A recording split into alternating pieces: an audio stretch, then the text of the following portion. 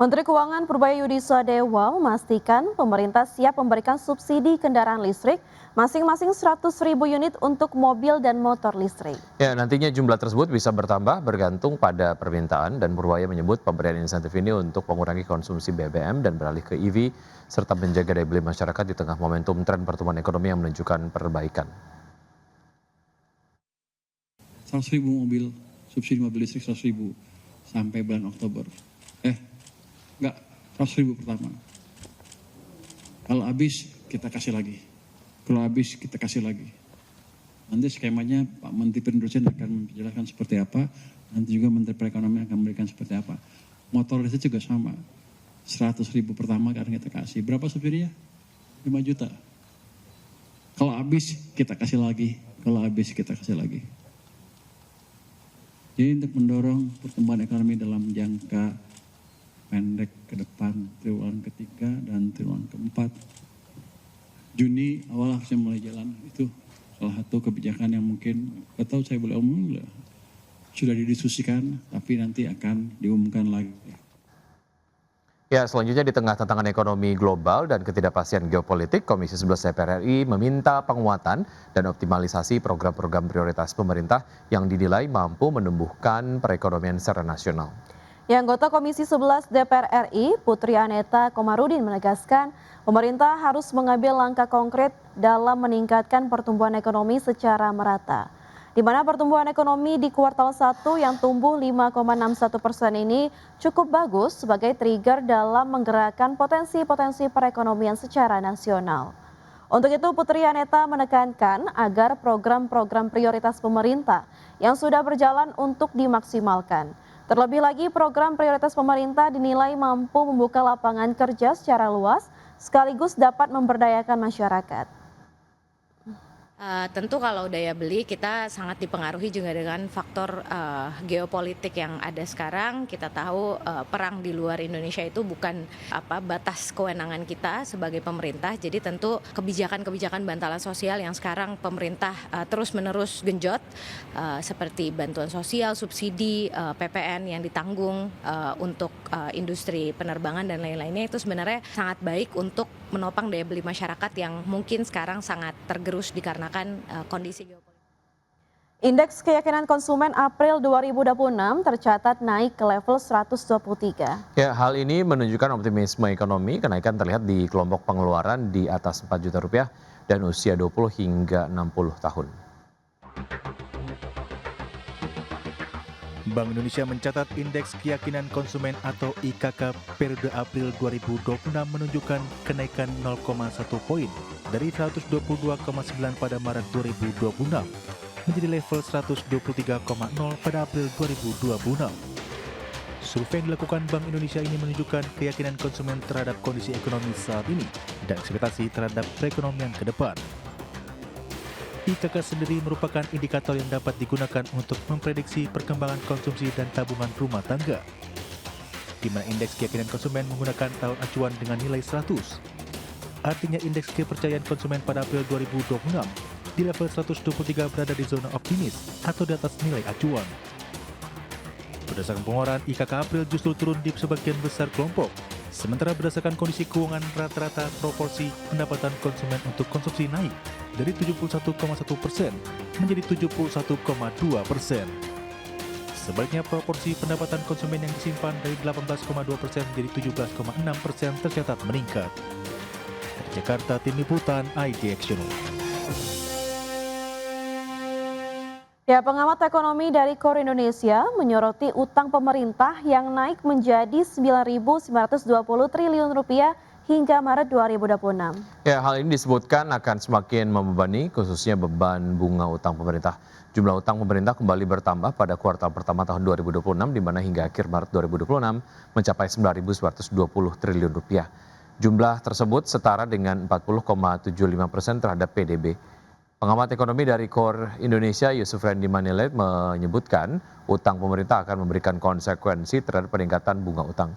Berdasarkan data, rasio bunga utang terhadap penerimaan di Indonesia hanya 14% dan mengalami lonjakan menjadi 16% di tahun 2026 ini. Dengan peningkatan rasio bunga utang terhadap penerimaan, maka semakin banyak bunga utang yang semakin didanai dari penerimaan yang didapat pemerintah. Terlebih penerimaan pajak terbilang stagnan sebesar 10 hingga 11% dalam beberapa tahun, sehingga harus diwaspadai pemerintah untuk membayar utang.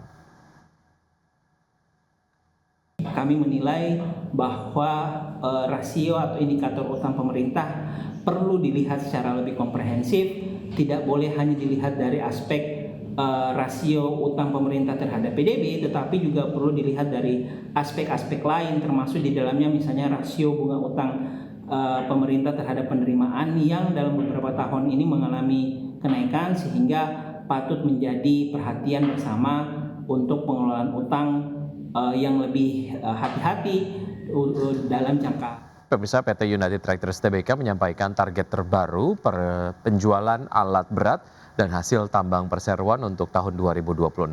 Ya, Corporate Secretary United Tractors, Ari Setiawan, menjelaskan bahwa perseroan melakukan revisi terhadap sejumlah target penjualan pada tahun 2026, imbas dari penurunan RKAB yang berdampak pada bisnis perseroan. Target penjualan Komatsu direvisi menjadi sekitar 4.000 unit, produksi batubara dan overburden removal PT Pama Persa dan Nusantara juga turun sekitar 15-17%. Kemudian penjualan batubara melalui PT Tua Turangga Agung turun menjadi sekitar 9,6 juta ton tahun ini. Penjualan emas ditargetkan sebesar 82.000 ons dan penjualan nikel ore sekitar 1,2 juta wet metric ton untuk tahun 2026. Sebelumnya Presiden Direktur United Tractors Iwan Hadiantoro mengatakan tahun 2026 menjadi tahun yang cukup menantang bagi perseroan baik dari aspek eksternal, geopolitik hingga perubahan regulasi. Ia memperkirakan kondisi menantang bagi perseroan masih akan berlangsung setidaknya sampai tahun ini.